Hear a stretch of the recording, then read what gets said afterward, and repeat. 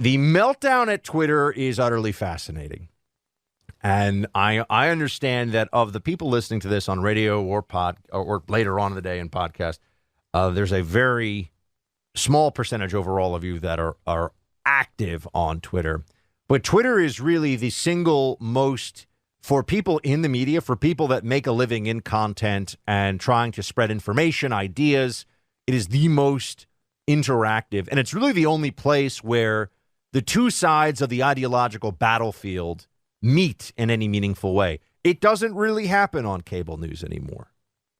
I remember growing up watching cable news, shows like Crossfire, and, on Fox, they'd have great debates. I remember there are so many, Christopher Hitchens going on Hannity's show and people, all these different names from the past, big debates on TV. Never happens anymore.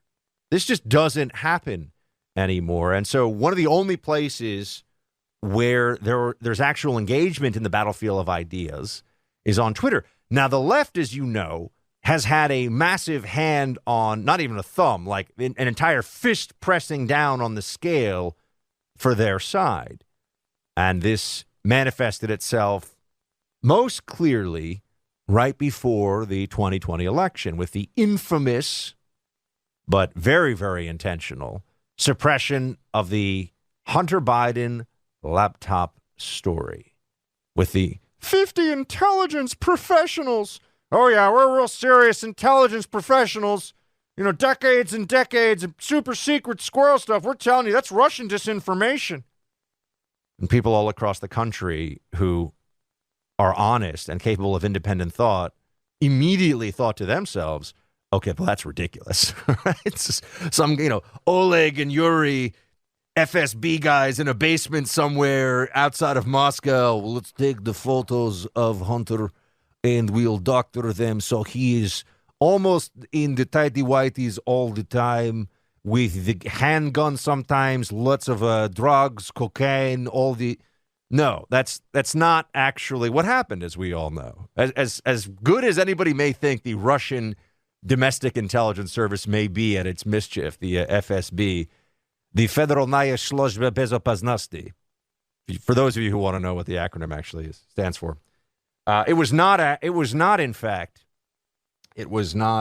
Russian disinformation, as we know. And that itself may very well have made the difference in the election. I think everyone is waking up now more than ever to the reality of what the American political electorate looks like, which is you've got, a mass on one side of the ideological divide, a mass on the other, left and right, lib, conservative, Democrat, Republican, and then this tiny, tiny sliver of people who can be persuaded one way or the other, who may or may not vote. And we are fighting over 1% of voters, basically. All this stuff that you hear going on. I mean, and so that's, I think, why there's so much of an echo chamber effect, because especially on the left, they figure if we can just get our message out, blast it out the most, we will eventually win just through the sheer force of words and repetition. So here we are now looking at Twitter, a place where they've had unfair dominance, not through their actual and there are more libs on Twitter than there are conservatives. That's also true. That's accurate. But they've had active measures taken on their side to make sure that they are more dominant, and understand that the news cycle is often driven. So if you're whether you're a local newspaper subscriber, like my dad still kicks it old school. He likes newspapers, right? He'll fold them out. He can do all that stuff. You give me a newspaper, I get tangled up in it. I look like I'm trying to sleep in it. I can't handle actual newspaper. I'm digital native. So I've been doing, the website since I was a teenager now. That's where I get my news.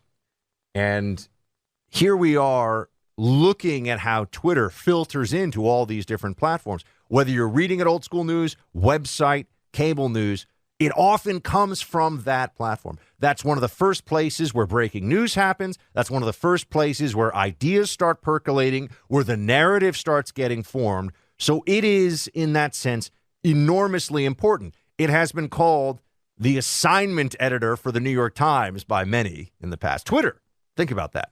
Biggest, most storied newspaper in America, obviously also a left-wing rag, but the New York Times, the gray lady, gets its ideas, gets its narrative for the day from this website started by a bunch of, Silicon Valley guys. That's what's been going on now for about the last decade. And so now it is in Elon's hands, and it is epic. It is amazing to watch what is going on here. Mass resignations yesterday. You have people who are exposing so much of what they think and what they really are, both inside and outside the company. For one thing, you have to start with this. You have journos who overwhelmingly have humanities degrees in, communications, God forbid, but it's true, journalism itself, gender studies, things like this, who are smugly lecturing Elon Musk, who is worth $200 billion, roughly, give or take. I guess maybe 150 now because he bought Twitter, but whatever.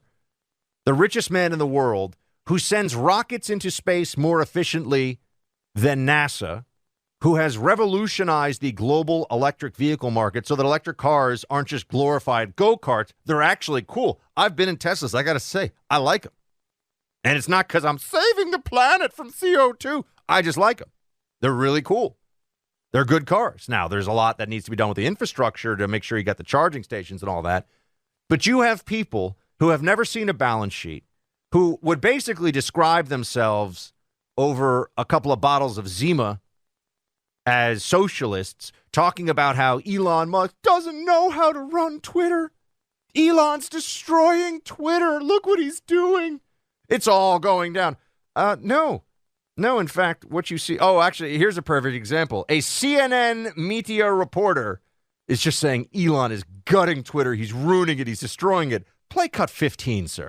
Did he buy a company that he's a very wealthy man, that he could not afford, or that he does not understand, or that he really didn't want? Do you understand what I'm saying? I hear what you're saying. I mean, that's the million or $44 billion question, right, Don? Like, why? What is he doing with this massive communications platform, a massive company? I'm not sure I can get in Elon Musk's head, but it's really causing a lot of disruption over at Twitter. You've been talking to Twitter employees. You've been talking about what's happening, what they're being told.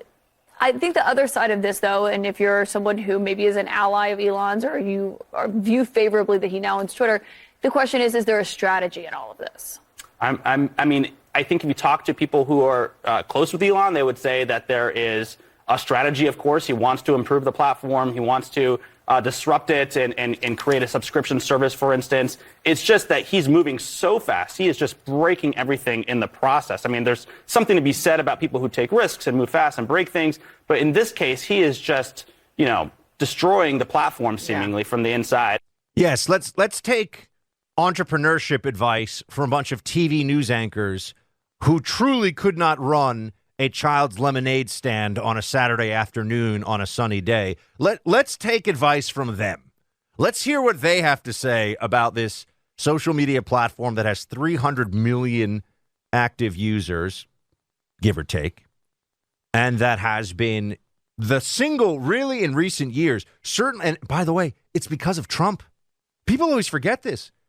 Twitter became the center of the news formation universe under Trump because he'd wake up in the morning and he would tweet out 5 things, 10 things, whatever it was. And then that would set the news cycle for the day. You couldn't be in the media and covering the news and not have some idea of what was going on Twitter because of what Trump did. So Trump, ironically, pushed this platform into the stratosphere in terms of relevance. But what we found out was that then they had to shut it down and use it against, or shut him down and use the platform in every way they could for partisan advantage. So what you have now are a bunch of crybabies who, when they get emails from Elon saying you have to be hardcore in your work ethic, they go, oh my gosh, like, where's my work-life balance? Like, I am used to coming in every day at 11 a.m. with my pet therapist meeting me because I'm obviously bringing in my favorite Shih Tzu along with me. And we're talking about like, oh my gosh, like, what are we going to do today? They're all whining and crying and the whole thing. You don't need people like that to run a company. You actually don't. But they infiltrated the HR department, and then they took over the diversity and inclusion department, and then they took over the corporate suite, and now it's all about, how everybody has to get their, vegan sushi rolls made for them for their 3-hour lunches every day. I mean, you could see there are these videos about this. There are actual videos where people show what their day is like at Twitter. So many of you, see, here's the thing. I worked in the federal government, right? I worked in the CIA, which is a massive entity. And there are much bigger ones, obviously. If you work at the Department of Defense, you've worked in a place that's orders of magnitude larger. But you work in a huge bureaucracy. What does everybody know in a huge bureaucracy? Everybody who's there, who's honest, will say 10% of the people do 90% of the essential work, and 30 or 40% of the people do all the actual work. And then everybody else is just kind of there. This is just true of bureaucracy. Elon is applying that basic logic and understanding, which he knows from running companies and doing amazing things, and the libs are in panic about it. Absolute panic about it. Oh, he's going to destroy the whole company. It's been a couple of weeks. Chill out, libs. How about that? But see, they can't, because they know that once the battlefield of ideas online opens up in a meaningful way, once the accounts get restored, if President Trump wants to come back, Ron DeSantis maybe gets really active on Twitter, you name it. I mean, there are lots of people that have been kicked off, and Ron obviously hasn't been kicked off of Twitter, but there are lots of big names out there who could get really active. So it is a fascinating case study in how they need control, because their propaganda is not persuasive without information dominance, information space, and dissemination dominance. Earlier this month, he gave them a choice, work, quote unquote, hardcore, or leave the company with 3 months of severance. It seems like a large amount of people have decided to leave the company. They don't want to work hardcore, and that's thrown the future of this platform into utter chaos. I've been talking to people all day. One former executive who recently exited told me that with all these departures, it's going to be hard just to keep the lights on over there. And so now with all these departures, the people who are remaining, the management has suspended badge access into Twitter's offices, presumably because they're afraid that employees who are technically no longer employed at Twitter could potentially sabotage things. Oh my gosh, Twitter may all shut down. They're saying, libs, they really just need a cup of warm chamomile and a Xanax or something. Calm down, libs. It's all going to be fine. Yeah, the richest guy in the world, literally the richest man on planet Earth, I think he's going to find a way to keep the lights on without all of the, emotional health gurus over at Twitter pretending to be some kind of necessary cog in that machine.